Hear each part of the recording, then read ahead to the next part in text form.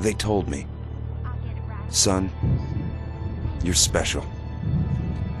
You were born to do great things. You know what? They were right.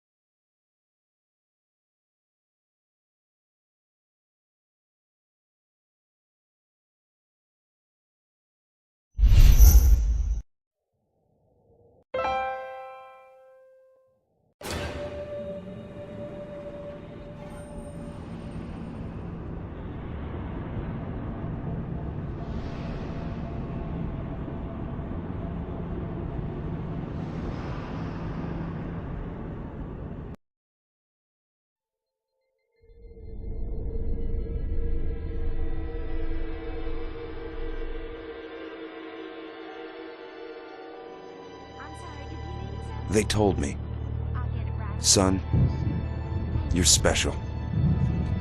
You were born to do great things. You know what? They were right.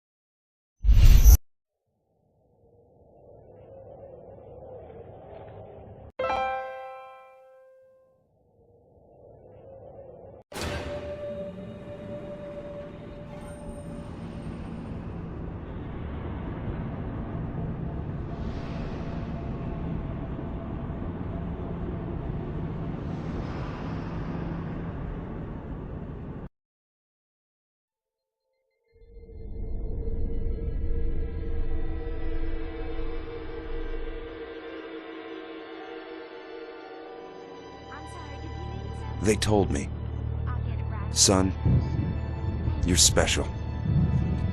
You were born to do great things. You know what? They were right.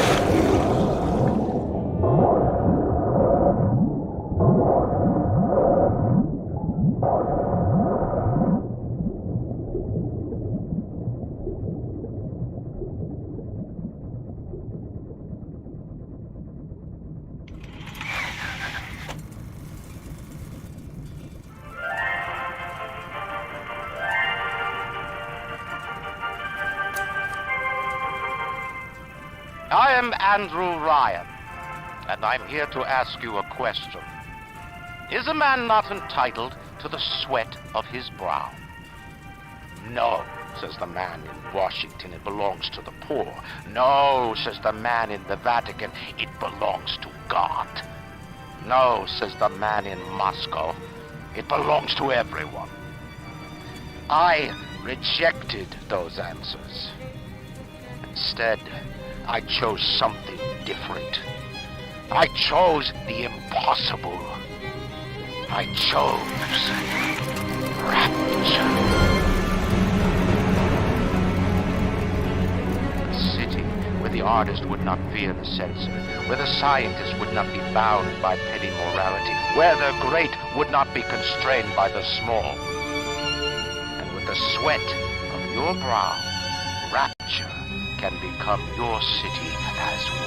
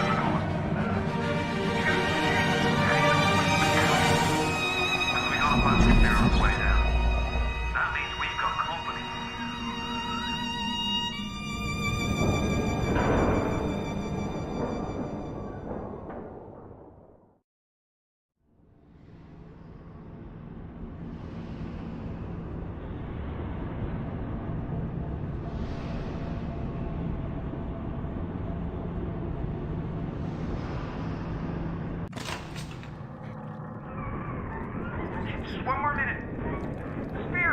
Spear's coming up now. Johnny, security's banging off all over. Get a move on. Please, lady. No trespass. Just don't hurt me. Just let me go. My gun.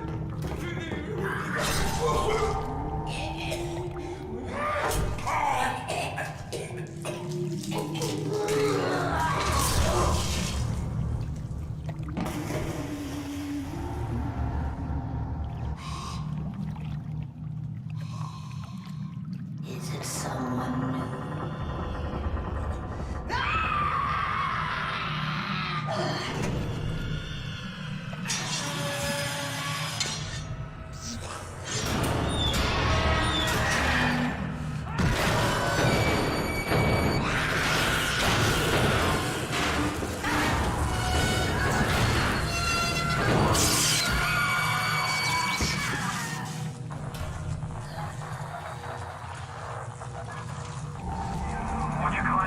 That shortwave radio.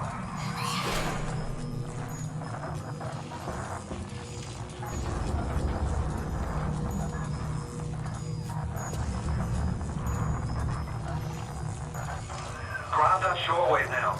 That splicer's out there still.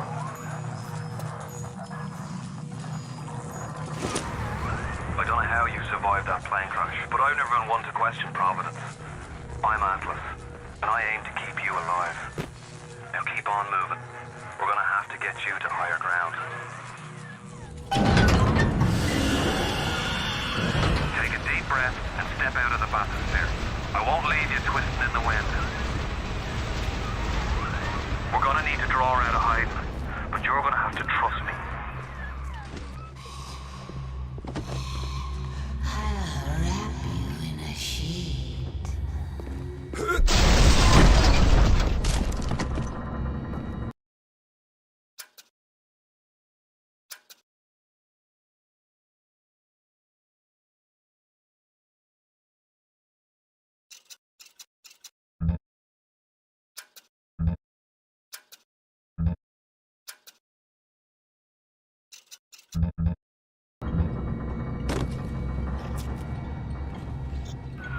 Just a bit further.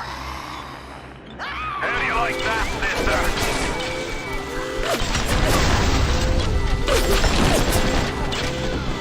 Now, would you kindly find find a crowbar or something. Bloody splicer sealed Johnny in before they... Goddamn splicers.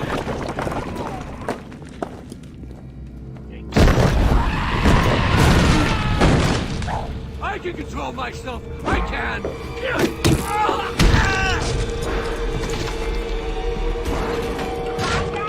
Smarter than Einstein. Stronger than Hercules. And like a fire with a snap on his finger. Are you as good as my dad, sister? Not if you don't visit the gatherer's garden, you aren't. Smart daddy just like at the garden.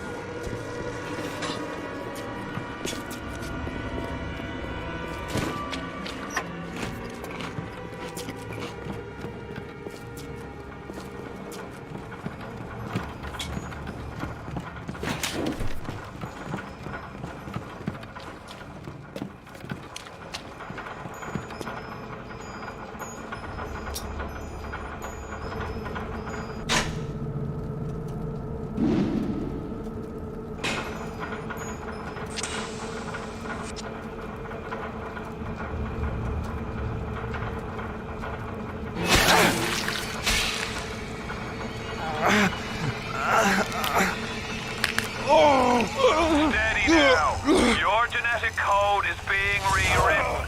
Just hold on and everything will be fine.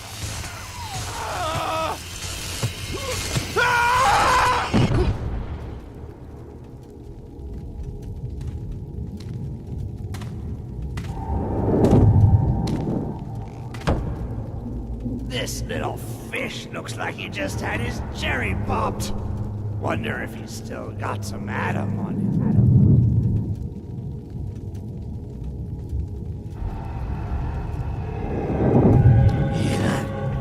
Let's buck. Weak! You're a weak chopper. This little fish ain't worth towing it with no big daddy. Yellow! Always have been.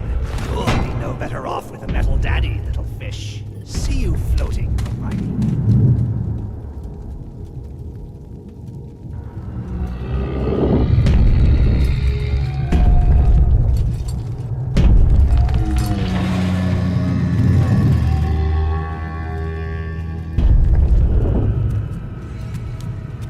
Look, Mr. Bubbles, it's an angel. I can see light coming from his belly. Wait a minute, he's still breathing. It's all right. I know he'll be an angel soon.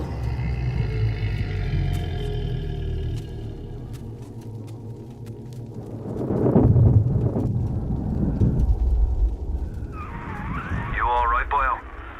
First time plasmid's a real kick from a mule. But there's nothing like a fistful of lightning now, is there?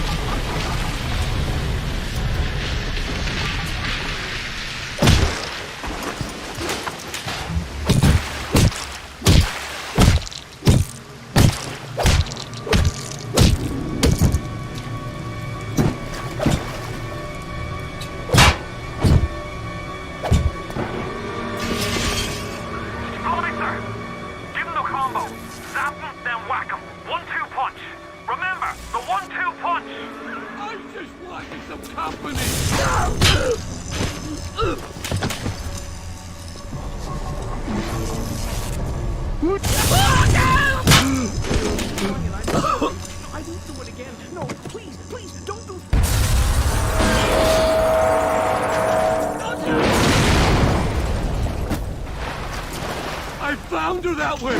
You only make me...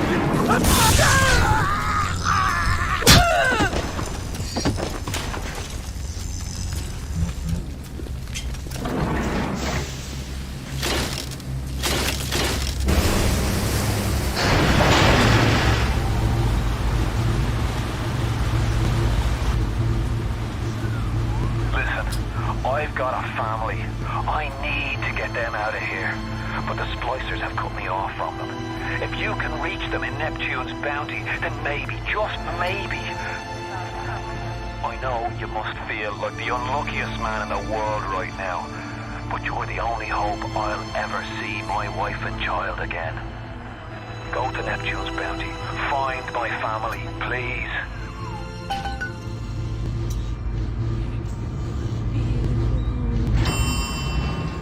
You are the lonely one. Be there to sing this song.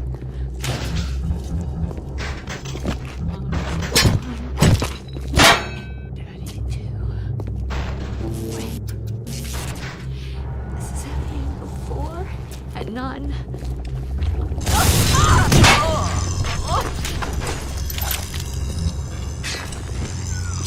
Plasmids changed everything. They destroyed our bodies, our minds. We couldn't handle it. Best friends butchering one another.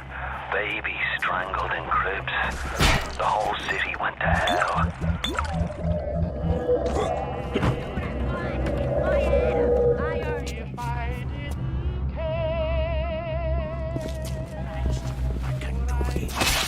Open my goddamn door! Get these! Charlie! Charlie, where you going?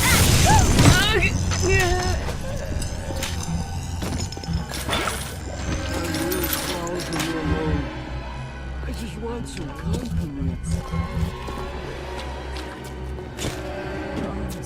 If you spot a splicer in the water, hit him with the electrical.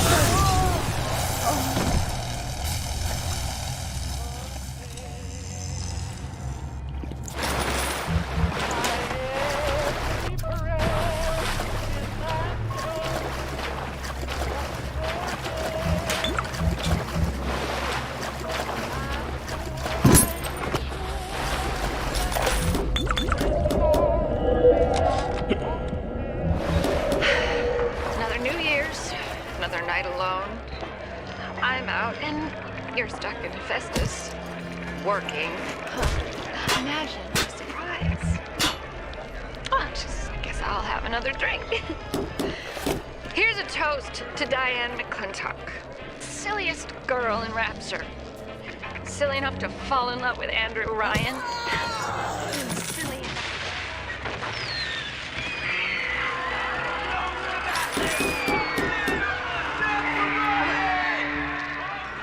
What happened? I'm bleeding. Oh God. What's happening? I'm too spliced up. Nobody's gonna want me. While my heart just stands still. Hey, Brenda, you care to tell me why you have a size Plymouth Rock coming out of your crapper going on 3 weeks now? Now, I ain't saying I'm Shakespeare. I'm trying to run a respectable theater. I got working folk coming in from Port Neptune trying to catch a little diversion. And all they can think about is the stink coming out of your shitter. Get it fixed. Careful now. Would you kindly lower that weapon for a minute? You think that's a child down there? Don't be fooled. She's a little sister now. Somebody went and turned a sweet baby girl into a monster. Whatever you thought about right and wrong on the surface, well, that don't count for much down in Rapture. Those little sisters, they carry Adam, the genetic material that keeps the wheels of Rapture turning. Everybody wants it, everybody needs it.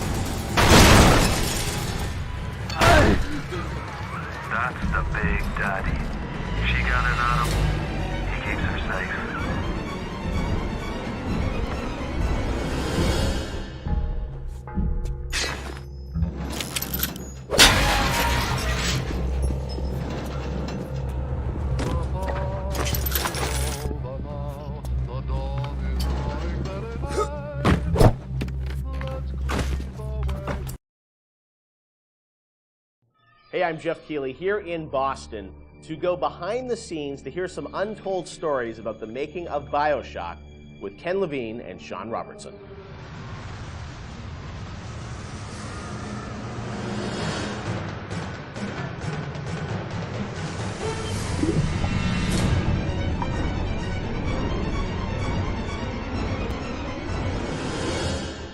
Let's talk a bit about the theme and setting of Bioshock, Rapture.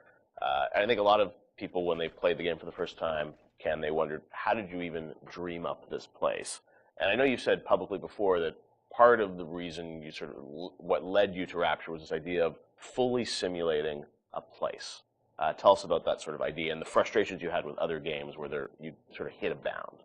I think our philosophy was always to do what we were doing 100% rather than try to do something bigger and do it 50% or 40%. So one of the ideas of, and this sort of came from System Shock 2 as well, where you focus on an area that you can really bring to life and you kind of eliminate the questions of, well, why can't I go over the bridge to New Jersey? So we were able to really make a place, I think, that felt believable and real, even though in actuality it was really quite limited. But we just sort of dressed it with all these buildings outside that were all, were all basically glorified fakes. We let the story drive what we needed to show rather than some kind of like predetermined map which we set down, which is a little different than like System Shock 2, where we actually mapped a spaceship out deck by deck. Yeah. Because I don't know what the philosophy felt a little different there, because you want to feel like a real spaceship that was sort of stacked on top of each other. Rapture was free to sprawl across the ocean floor. Although you guys originally, Sean, were talking about doing this game on a sort of spaceship again, right? Yeah, when we first started talking about what the spiritual successor to System Shock 2 was going to be, Spaceship came up, but again, we wanted a limited environment, and we didn't necessarily want to do Spaceship again. And our first actual exploration of this space was underwater, but ultimately ended up looking like a spaceship. It just happened to have a couple of seaweed fronds outside. And that started to push us towards what artistic statement that we wanted to make this look different, and what rules we were going to set for the world. How at every turn we were going to try to remind the player that they were in fact underwater and that this wasn't a spaceship. And how, like, underwater, we obviously know you did underwater, then sitting in the sky, like where did you come with the idea of like doing this underwater? I think there was probably a conversation. It's like, well, what kind of places could be cut off from other places? Yeah. Like, well, spaceship, summer camp, any island notion, right? Something that's cut off from the rest of the world. Yeah. So you never felt like you should be able to go over that bridge to New Jersey. I don't want to apply some deep and meaningful conversation. I think it was one of those ideas that you just kind of say, and then everybody's, that sounds cool. Let's try that. Let's go for it. And I think it lended itself to having very nice views out the window without having to build an insane amount of unique assets. Right. By today's standards, we still were a small team back then. And there's an expectation that because you're underwater, the view distances are going to be short, so you can really kind of fade out into the fog at a short distance and not have the expectation that, why can't I see forever? So there's a lot of limitations in a good way that we put on ourselves by being underwater, as opposed to, like, if you're on a cruise ship, then you'd expect to see across the water, and we'd have to deal with that. Same thing with an island. Or and a city in the sky. Yeah, exactly. Which was a lot more complicated, yeah. So you came up with the idea of, let's do this underwater, let's do this sort of isolated place. Then you had to answer the question of, why would someone build this? Is that sort of how it worked, sort of order of operations? You then had to come up with a story to explain? Yeah, I think we wanted a very believable reason why they'd be there. Right. And sort of the necessary isolation of the place sort of led to, well, what kind of person would want to do this? And I wasn't even particularly aware of the sort of political implications of what I was reading, but I've been reading, I had read The Fountainhead. Right. By Ayn Rand, and I mostly thought it was an interesting story. Like, I didn't realize that people were sort of basing their sort of political lives around it, because I wasn't that tuned in to that stuff at that point. And so, but I love the dialogue and the kind of speechifying in it, because you can see a video game character speaking with that kind of certainty and that kind of confident philosophy. It just seemed like a natural kind of thing to apply to this place. And so it just sort of all came together as a sort of who is the guy who would do this? Well, that character. It was sort of this amalgamation of characters from Ayn Rand's books and Ayn Rand herself. This sort of idealistic person who says, well, the only way to do this is to separate from the rest of the world. Right. And that led to Andrew Ryan. I am Andrew Ryan, and I'm here to ask you a question. Is a man not entitled to the sweat of his brow? No, says the man in Washington, it belongs to the poor. No, says the man in the Vatican, it belongs to God. No, says the man in Moscow, it belongs to everyone.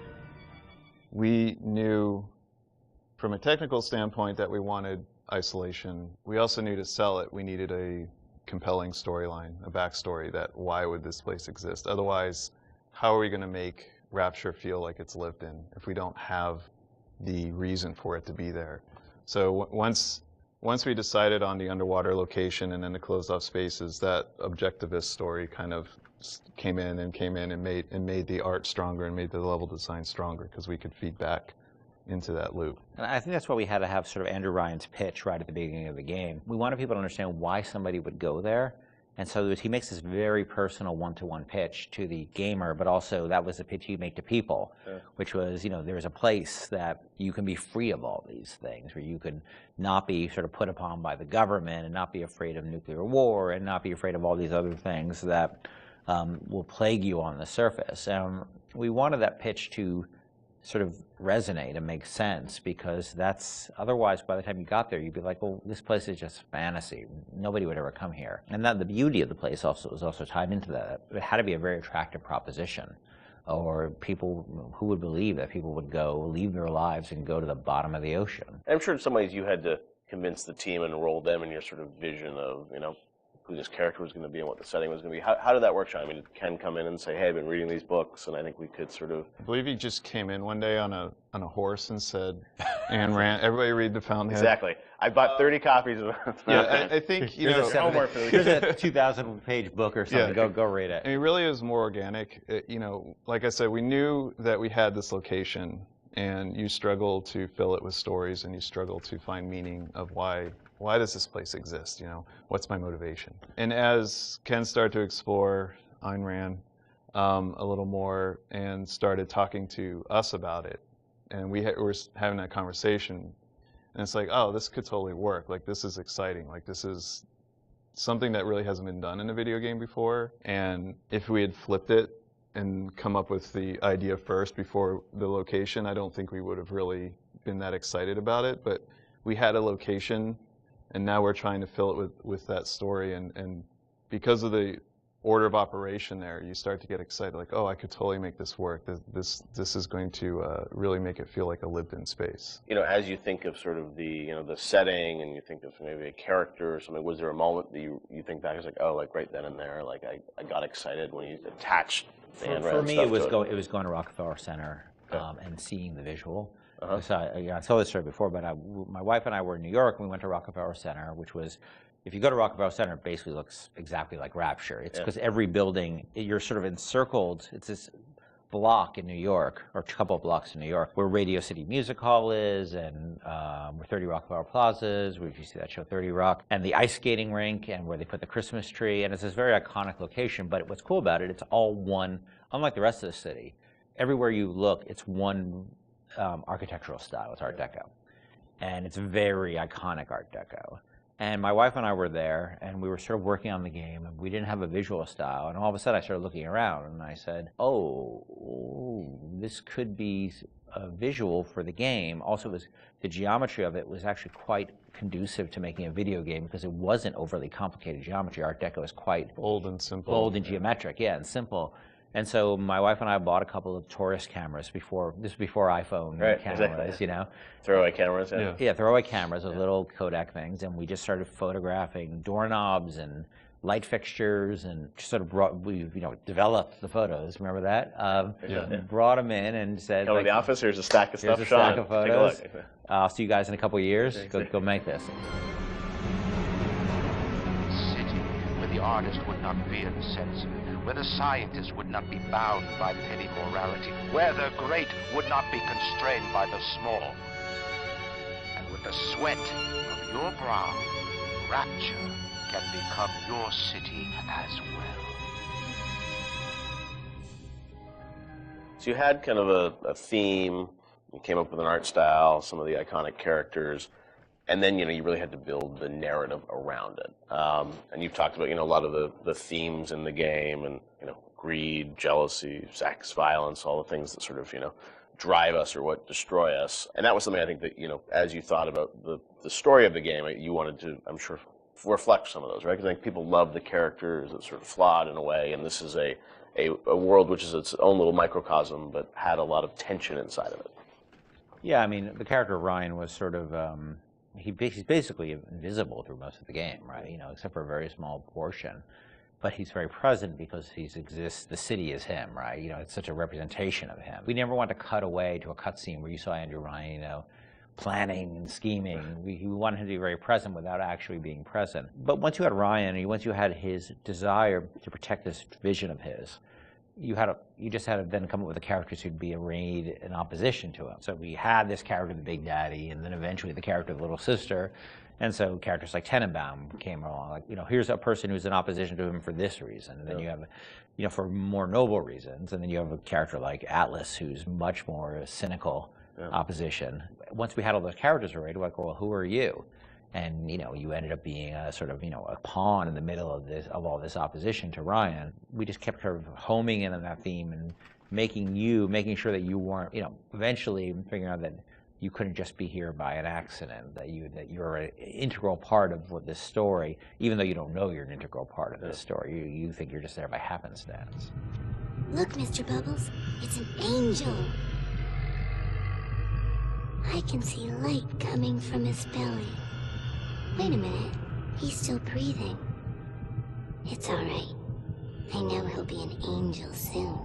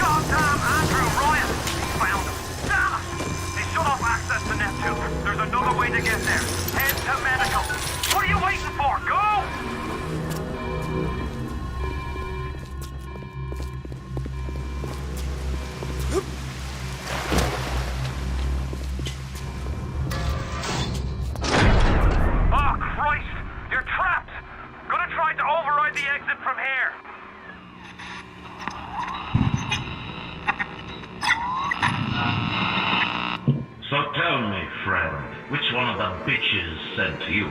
The KGB Wolf or the CIA Jackal. Here's the news. Rapture isn't some sunken ship for you to plunder. And Andrew Ryan isn't a giddy socialite who can be slapped around by government muscle. And with that, farewell, or до свидания, Jeffrey.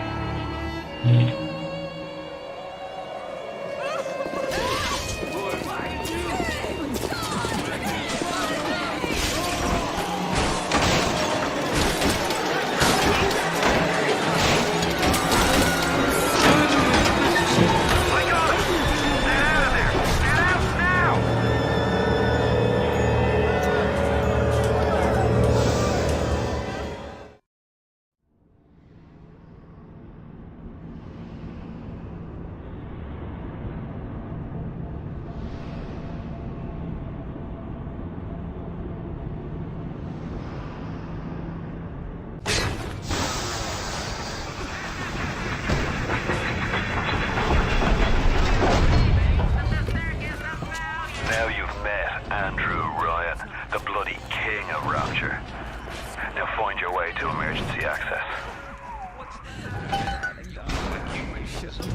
I don't feel so great. I'm dizzy, I'm nauseous, and sometimes I'm even seeing things that aren't there. That's just the plasmid blues, Mary. You just need to slow Dr. Simon said he would today.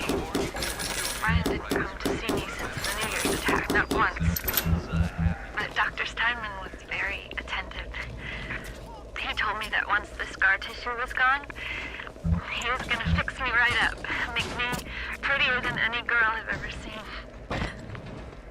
He's sweet, all right. And so interested in my case. Square. Animals, every one of them.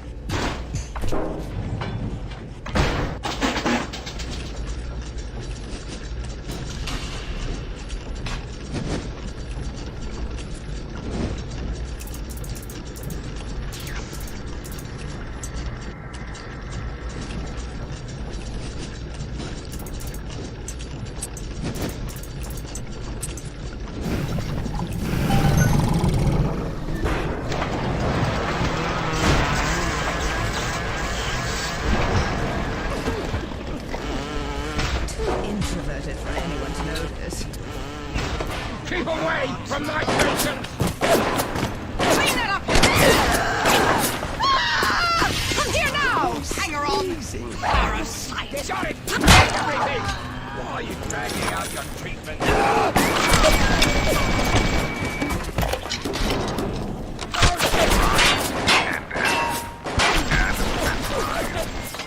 All those years of study. Was I ever truly a surgeon before I met them?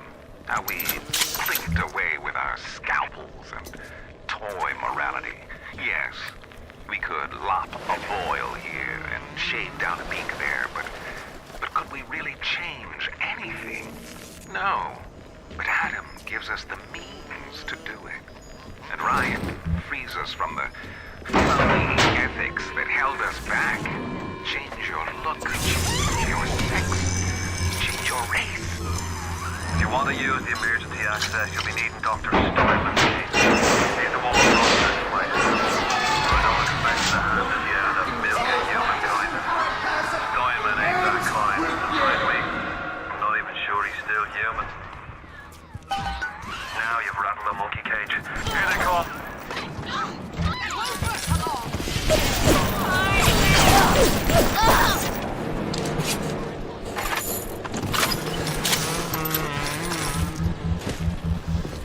Look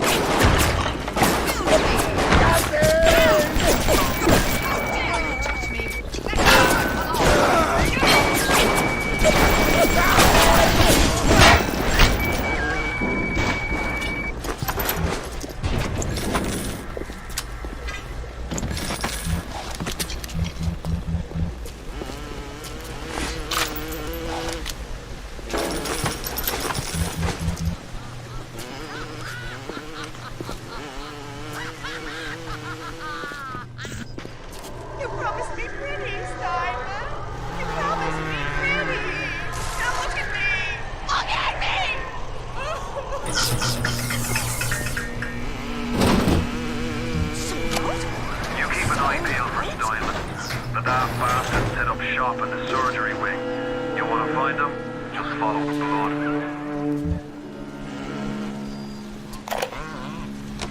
Adam presents new problems for the professional. As your tools improve, so do your standards. There was a time I was happy enough to take off a wart or two, or turn a real circus freak into something you can show in the daylight, but that was then, when we took what we got. But with Adam, the flesh becomes clay. What excuse do we have not to sculpt and sculpt and sculpt until the job is done?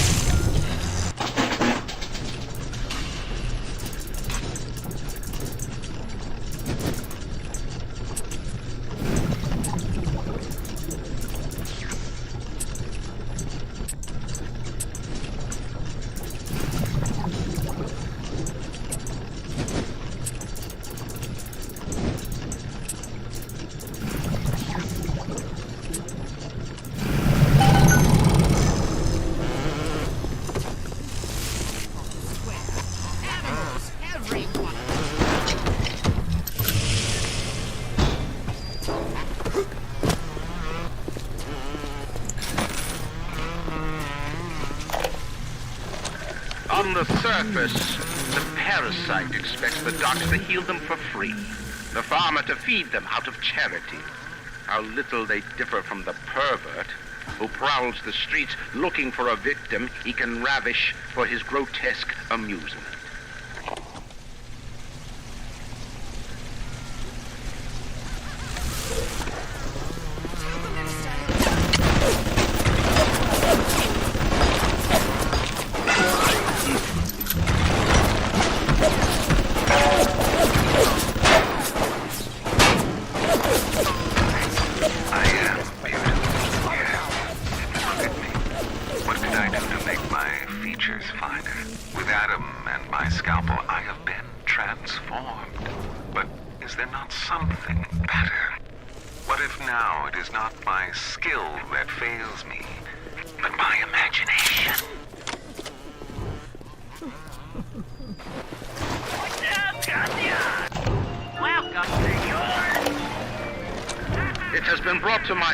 That some citizens have discovered ways to hack the vending machines. I should not need to remind each and every citizen of Rapture that free enterprise is the foundation upon which our society has been established. Parasites will be punished.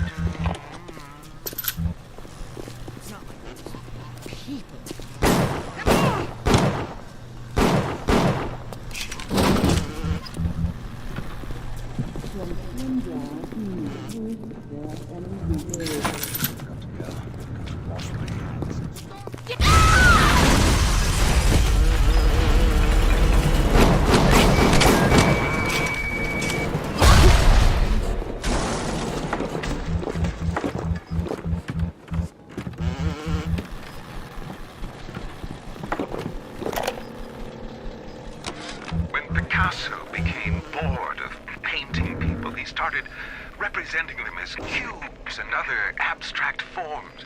The world called him a genius.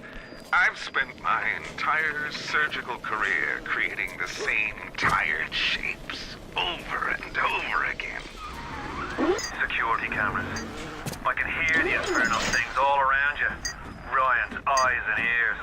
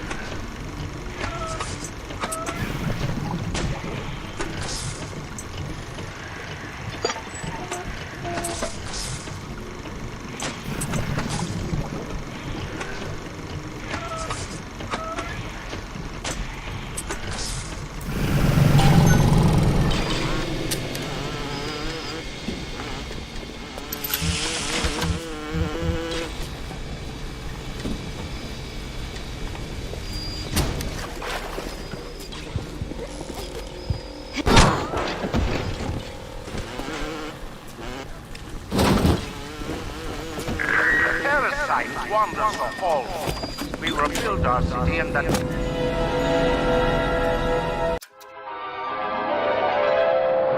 Light up foes to 1,000 degrees.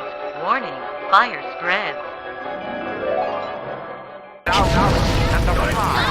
Where are we? 1,000 atoms at a man or woman's pin.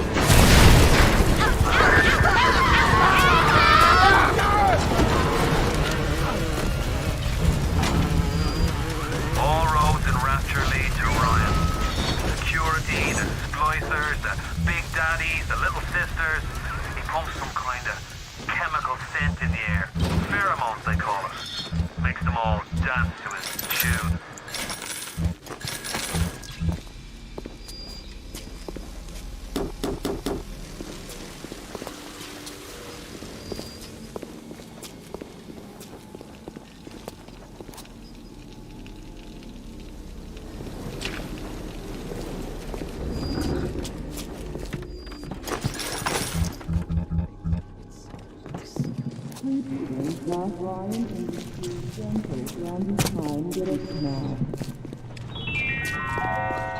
A Rapture reminder. The bottom of the ocean are... but it can also Genetic modifications. Beauty is no longer a goal. Someone get the nurse.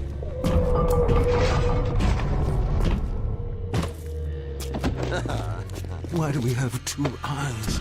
Is there some law that says we must? Two arms, two legs, two... We're not finished! We're not finished! You'll have to find some way to get through to surgery and Steinman. Chin up now.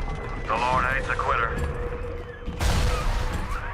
I can hear that splicer sounding off like it's the 4th of July. Explosives are hard to come by down here. But if you get your hands on one of them telekinesis plasmids, you can catch the damn firebombs and toss it right back in his gob. Or anything else that might be standing in your way.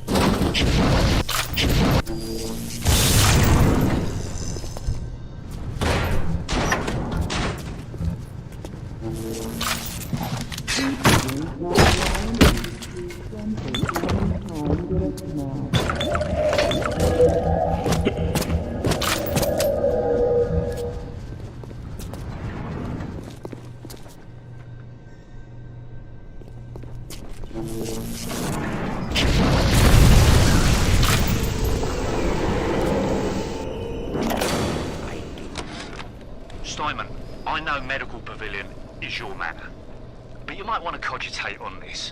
Ocean water is colder than a witch's tit. You don't heat the pipes freeze. Pipes freeze, pipes burst. Then Rapture leaks. Now, I realise you're a posh sort of geezer, and frankly, I don't give a toss if you piss or go fishing. But once Rapture starts leaking, the old girl's never gonna stop. And then I'll be sure to tell Ryan he's got you to thank.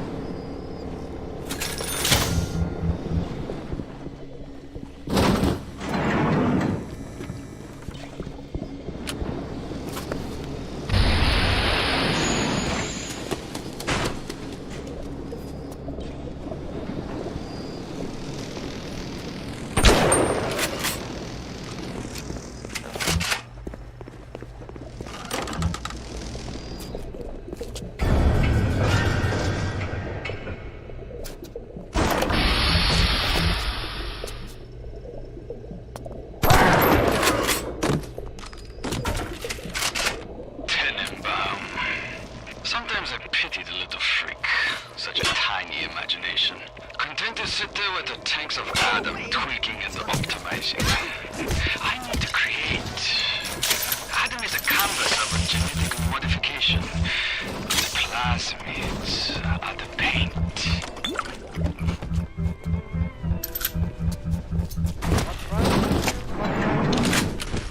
Who can truthfully say what for every share we pay? Love is happiness, I've had happiness. Ah, but it ended one day. Now I look at life a different way. When skies are cloudy and gray, they're only gray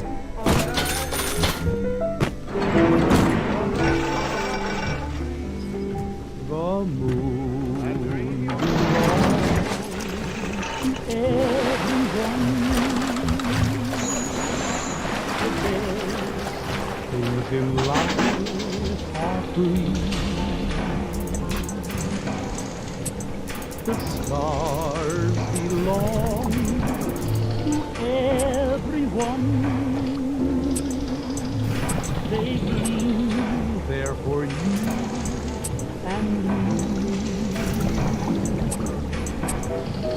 The flowers in spring, the robins that sing, the sunbeams that shine, they're yours, they're mine, and love to everyone. Throw objects at foes. You can even catch grenades and throw them back.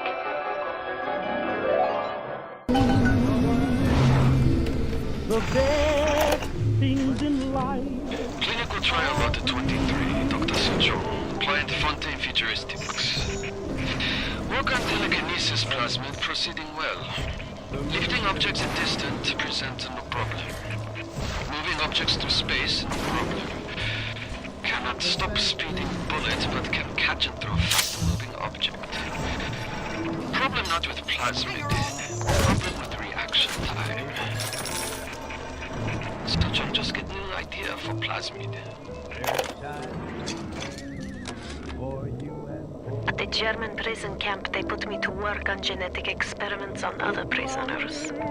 They call me das Wunderkind, the Wonder Child. Germans. All they can talk about is blue eyes and the shape of forehead. All I care about is why is this one born strong and that one weak? This one smart, that one stupid. All that killing. You think the Germans could have been interested in something useful?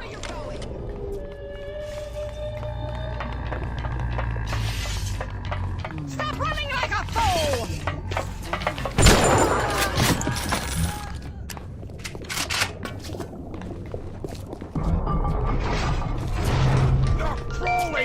Fall a little light?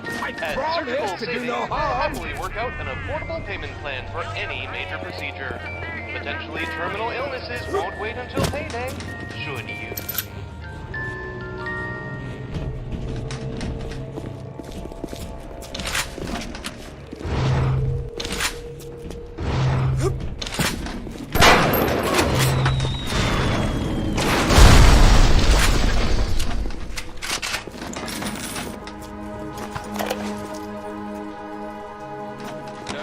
Today I had lunch with the goddess. Steinman, she said, I'm here to free you from the tyranny of the commonplace. I'm here to show you a new kind of beauty. I asked her, what do you mean, goddess? Symmetry, dear Steinman. It's time we did something about symmetry.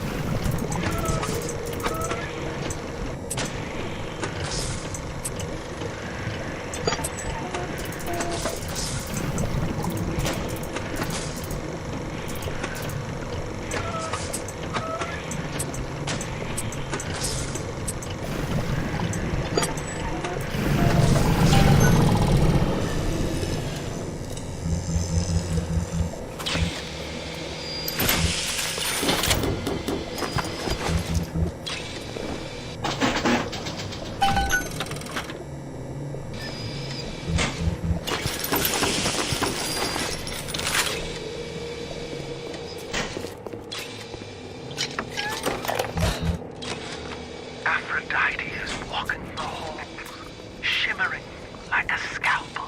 Stein, she calls. Stein, I have told you before. Just open your eyes, and when I see her, she cuts me into 1,000 beautiful pieces.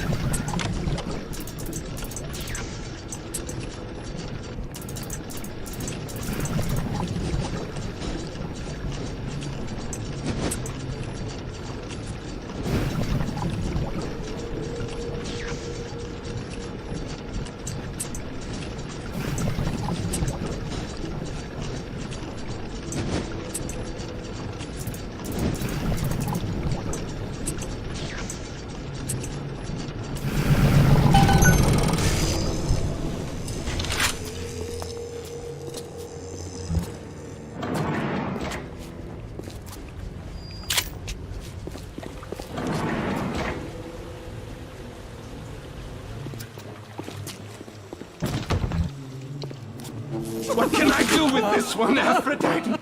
She won't stay still! I want to make them beautiful, but they always turn out wrong! That one's too fat! This one's too tall! This one's too symmetrical! And now, what's this, guys? An intruder! He's ugly! Ugly! Ugly! Ugly! Look at you! Here he is!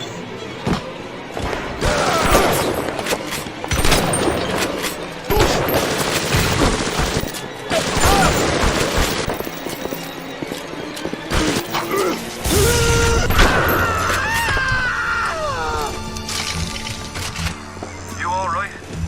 It was time somebody took care of that sick bastard. Make sure you get the key off Steinman. Head back to emergency access. I'm working my way to the backside of Port Neptune myself. We'll get there soon enough.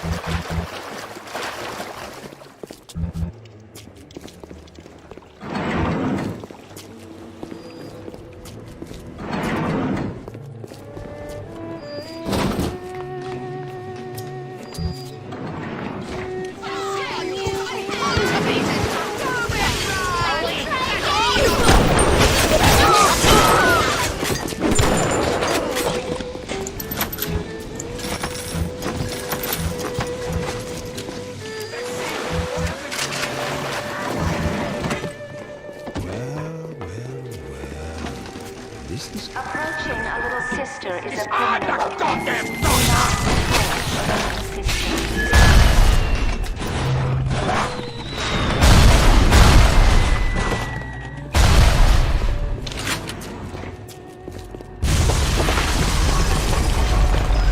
Sounds like another tunnel collapse. Welcome to Rapture, the world's fastest growing pile of junk. It's a little one. Here's your chance to get some Adam.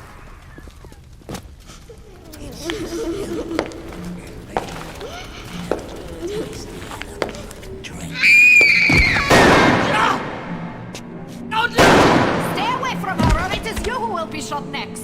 Easy now, Doctor. He's just looking for a wee bit of Adam. Just enough to get by. I'll not have him hurt my little ones. It's okay, lad. That's not a child. Not anymore, it ain't. Dr. Tenenbaum saw to that. Peter, do not hurt her. Have you no heart? Aye, that's a pretty sermon coming from the ghoul who cooked up them creatures in the first place? Took fine little girls and turned them into that, didn't you? Listen to me, boyo. You won't survive without the aid of those things are carrying. Are you prepared to trade your life, the lives of my wife and child, for 10 pounds of Frankenstein? Here! There is another way. Use this. Free them from their torment. I will make it to be worth your while. Somehow.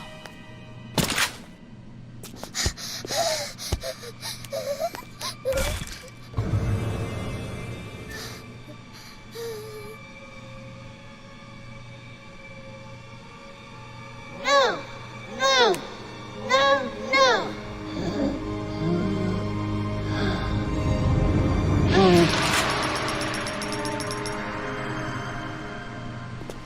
You saved me.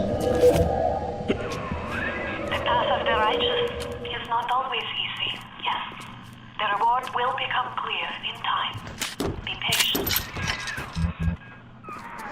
Tenenbaums playing you for a sap. Those things may look like wee little girls, but looks don't make it so. You need all the Adam you can get to survive. If you cross paths with another of them gatherers, guard machines, make sure you pick up a new plasmid or two. That's if the price ain't too dear, of course.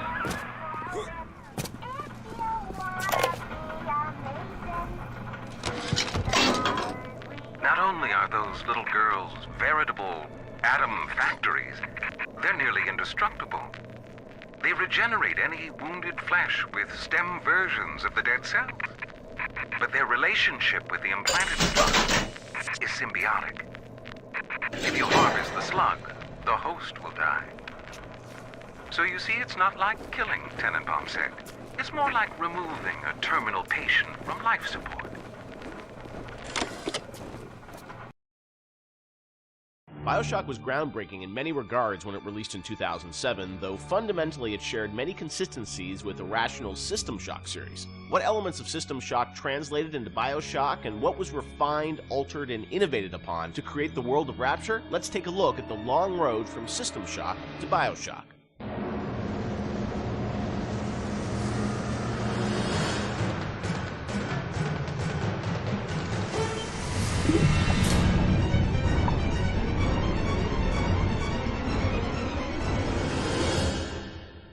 Everyone knows where the game ended up, but I think fans would be interested to learn where this game or the idea of doing this game started. And I think, you know, folks know System Shock and the legacy of that game, huge fan base. Did it start as a System Shock game initially? No, I mean, because we didn't have the rights to that, Yeah. right? We kind of felt that there was more game design to mine there. You know, that it was sort of, we did that one game, and it was sort of the first game that really combined shooting and RPG. And it was a very small budget. You know, it was a very small team, and it was the first game we had ever done. So we got pretty lucky, I think, in terms of how well it came out. But but the odds were sort of stacked against it. And the team, was really enthusiastic about doing a game like that.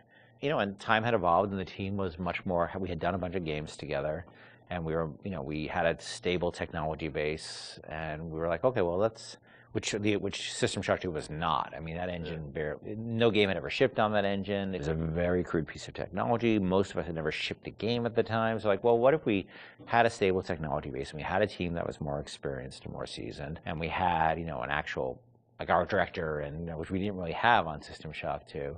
What could we do? And so I think there was a lot of enthusiasm in the team to really try to do a more mature version of that kind of game.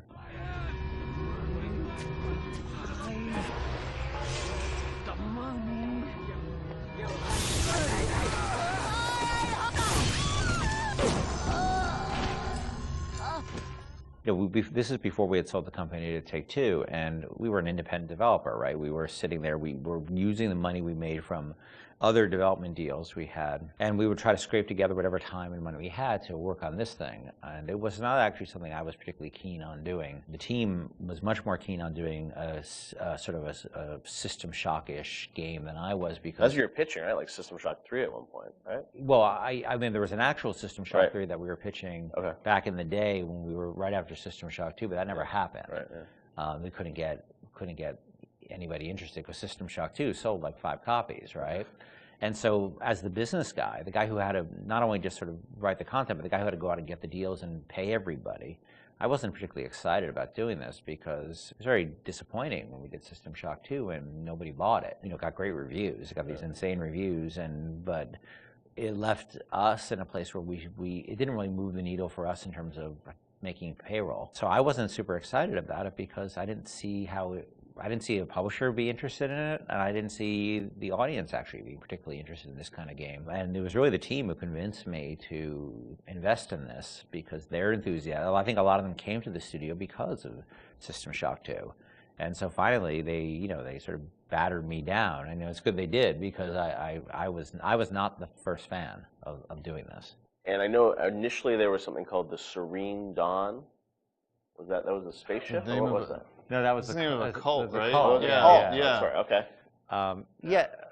That one's, I think, been lost to the. If I remember correctly, Serene Dawn was a cult. You were playing as a deprogrammer that was infiltrating the cult, and your name happened to be Carlos Coelho, who was one of our programmers at the time. It's named after him, yeah. Then there was a story notion that I always really found interesting, which was that you have these cults, and you have sometimes people who they're these sort of characters who are really live on the edge of the gray morality, which is these guys who come in and essentially kidnap people out of these cults or rescue them, depending on how you look at it. Because what it really is, from a functional standpoint, it's a kidnapping, right? You're coming to an adult and you're saying, you're hired by their parents or whoever. And this was in the story, it was like a senator whose daughter joined one of these religious movements called the Serene Dawn, you said? Yeah, Serene Dawn. And I always thought that was a really interesting tension of this hero who's basically a kidnapper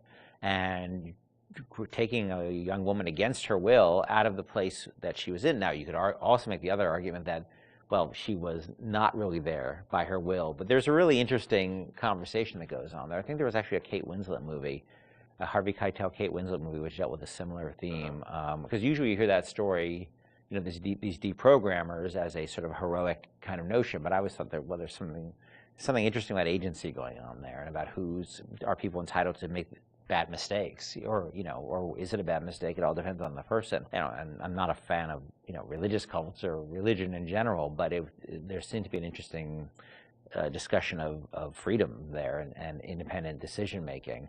And I thought that idea was cool, and that was sort of the basis of it for a while. But it was really mostly for the purpose of we needed something to go out and pitch to publishers, and so we know we didn't have a ton of time to really develop it. So that sounded like, all right, this will do for now. And was that pre-Underwater City? I mean, this was just like an idea for a story. We may have stepped away from that to do the cult thing, but then we went back to the underwater. No, we had that one room, remember? We had the one World War II room with the roaches on the ground and like these weird test tube things that you could walk around. I don't know where that fell. It could have been underwater. There was no windows. The thing is, we were a small business, right? And we were trying to figure out a way to sell this thing with spending the least amount of money, because we didn't have any money. We didn't have a pot to piss in. So we would do this demo. That was one room basically, just to show. And I'd write up a document, and we'd take it around. And I'd fly around the country, and be like, "Here's our room." It was a different time, And we had just come off of SWAT 4. One of the advantages we had is that we were so familiar with that engine at that point that we could really start cranking through, small rooms and lighting and making things look good. So I took it on the road to sell it to somebody, and nobody cared. We'd go to a publisher, and look, they have to make money, right? And then we'd say, oh, it's sort of a spiritual successor to System Shock 2, and they'd be like, well, how did that sell? And I'd be like, my mom likes it, and they would be like, well, we can't, and usually we'd be talking to a fan. A lot of executives, like sort of junior executives, were fans of System Shock, and they go to their boss and they'd be super excited, and their boss would open up, their Excel spreadsheet and be like, "No, we can't do this." And I think the pitch probably evolved as we kept trying different permutations trying to sell, but we were also out there trying to sell like 2 or 3 other things at the time. We had a pitch for a game called Monster Island, and well, our SWAT 5 pitch was Zombie SWAT. Yeah, we had just come off of SWAT 4, which is like hardcore tactical, and we decided they wanted us to do another SWAT, and we didn't really want to do another hardcore tactical game, so we're like, what if we added zombies to SWAT? Like, you're a SWAT team that fights zombies and werewolves. That sounds awesome. And it was like, no, it doesn't. And this is before, before zombies were a thing. Yeah. And so we came with this thing called Division 9. Division 9, yeah. That probably would have been even a bigger financial success than Bioshock. Wow. But we couldn't get anybody interested in it. We didn't have enough werewolves in the demo, I think. We had 0 werewolves in the demo. Yeah, we were going to have werewolves, weren't we? Werewolves and vampires. So really? Yeah, werewolves, vampires, zombies? Just throw it all the Universal Studios monsters from like... Oh, wow. Yeah. So what happened was we couldn't sell it, but we were always sort of independent-minded. And so I said, well, what if we sort of did this in reverse? Instead of getting a publisher first and then doing a press tour on it, what if we sort of did the press first? Yeah. And we called up a guy, Andrew Park, who was at GameSpot at the time, who was a fan of System Shock 2 and a great guy. And I said, well, will you come out and look at this thing we're doing and write a story on it? And he was like, sure. And Andrew flew out, and we showed him what we had, which is this very, very rudimentary thing about an underwater base. And he wrote up an article and sort of featured as like, this is the spiritual successor to System Shock 2. And the next day, the phone started ringing from publishers who now all of a sudden saw the article was getting all this pickup and all these comments, and people were excited. And that really, I think, put it over the top in terms of being able to sell it, even though it was not Bioshock at that point. It was called Bioshock, but it was not Bioshock. There would have been I don't think there would have been a game. We never would have sold it without Andrew coming out doing that. My belly's full of angel's blood.